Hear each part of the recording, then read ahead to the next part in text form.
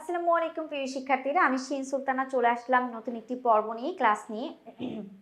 এখন আলোচনা করব প্রত্যেক গল্পটি থেকে আসা অনুধাবনমূলক প্রশ্ন নিয়ে, যে প্রশ্নটা আমরা 1 থেকে 5 পর্যন্ত সাজিয়েছি। চলো সেই প্রশ্নগুলো আমরা দেখে নিই। আর এগুলো খুব ইম্পর্টেন্ট, কারণ এগুলো আমাদের বোর্ডেও আসতে পারে এবং বিভিন্ন স্কুলের পরীক্ষাতেও থাকতে পারে। দেখো, খলিফা কেন বন্দির প্রাণদণ্ড করতে উদ্যত হয়েছিলেন ব্যাখ্যা করো। খলিফার নাম কি? খলিফার নাম হচ্ছে মামুন। খলিফা মামুন কেন, যে বন্দি ব্যক্তিটা ছিল, তার প্রাণ নেওয়ার জন্য সে প্রস্তুত হয়ে গিয়েছিলেন। তো দুষ্ট বুদ্ধি সম্পন্ন দুরাচার ব্যক্তিদের প্ররোচনায় পড়ে খলিফা বন্দির প্রাণদণ্ড দেওয়ার সিদ্ধান্ত নিতে উদ্যত হয়েছিলেন। হিংসা পরায়ণ ও নিচু স্বভাবের কিছু লোক ঈর্ষার বশে আলী ইবনে আব্বাসে আশ্রয়দাতার বিরুদ্ধে ভিত্তিহীন অভিযোগ উত্থাপন করে খলিফার কাছে মিথ্যা কথা পৌঁছে দেয়। এসব মিথ্যা অভিযোগের ফলে খলিফা মামুনের নির্দেশে সেই আশ্রয়দাতাকে বন্দী করে। মূলত বন্দী ব্যক্তির ক্ষতি করাই ছিল দুষ্টু লোকদের উদ্দেশ্য। তাদের ষড়যন্ত্র মিথ্যা কথায় বিশ্বাস করে খলিফা মামুন বন্দির প্রাণদণ্ড কার্যকর করতে উদ্যতী হয়েছিলেন বা আগ্রহী হয়েছিলেন।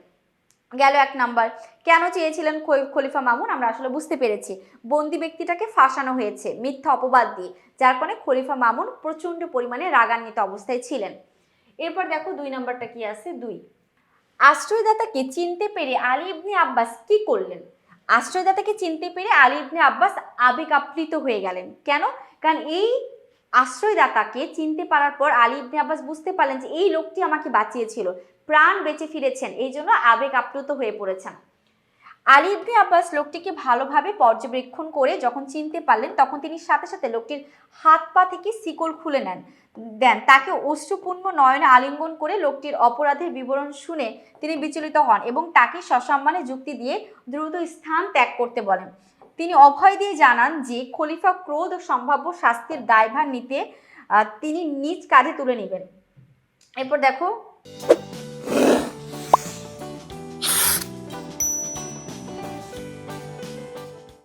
বিদায় বেলায় তিনি লোকটির হাতে এক সশস্ত্র স্বর্ণমুদ্রা তুলে দিয়ে কৃতজ্ঞতার এক অনন্য দৃষ্টান্ত স্থাপন করেছেন। তো আমরা বুঝতে পারলাম। 3 নাম্বার প্রশ্নটা দেখব। তিনি আছে, দামেস্কের লোকটি কিভাবে খলিফার বন্দী হলেন? দামেস্কের লোকটি মূলত কিছু ঈর্ষাপরায়ণ ব্যক্তির চক্রান্ত ষড়যন্ত্রের শিকার হয়ে খলিফার বন্দী হয়েছিলেন। আলী ইবনে আব্বাস যখন লোকটির অপরাধ সম্পর্কে জানতে চান, তখন তিনি জানান যে তিনি সম্পূর্ণ নিরপরাধ। কিছু নিচু প্রকৃতির মানুষ তার উন্নত চিত্রে, মানে মনের যে উন্নত মন আছে, সেই মনে ঈর্ষান্বিত হয়ে হিংসা করে তার নামে অপবাদ দিয়েছে। সেই আশ্রয়দাতার বিরুদ্ধে খুব খারাপভাবে অপবাদ দিয়েছে। খলিফার কাছে তার বিরুদ্ধে মিথ্যা অভিযোগ ও শত্রুতা করে। এই চক্রান্তের ফলে খলিফা তাকে বন্দী করে শাস্তি নির্দেশ দেন, যদিও বাস্তবে তার কোনো অপরাধ কখনোই ছিল না। দেখবা যে যাদের একটু গুণ ভালো, সুন্দর দেখতে বা অনেক গুণের অধিকারী, তাদের প্রতি মানুষের এমনি হিংসা থাকে। মানুষের ভালো কমই দেখতে পারে।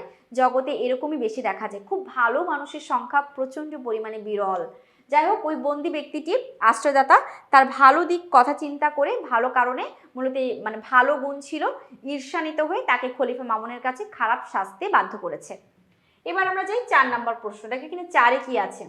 4-এ আছে, সব জানার পরে বন্দি লোকটিকে খলিফা কি করেন? সব জানার পরে বন্দি লোকটিকে খলিফা যথাযোগ্য সম্মান দেন। লোকটি নিরপরাধ জেনে খলিফা অত্যন্ত খুশি হয়েছেন এবং তার বিচক্ষণতায় মুগ্ধ হয়েছেন। খলিফা লোকটিকে অভিবাদন জানায়, শুভেচ্ছা জানিয়ে তাকে 10টি সুসজ্জিত ঘোড়া, 10টি খচ্চর, 10টি উট উপহার দেন।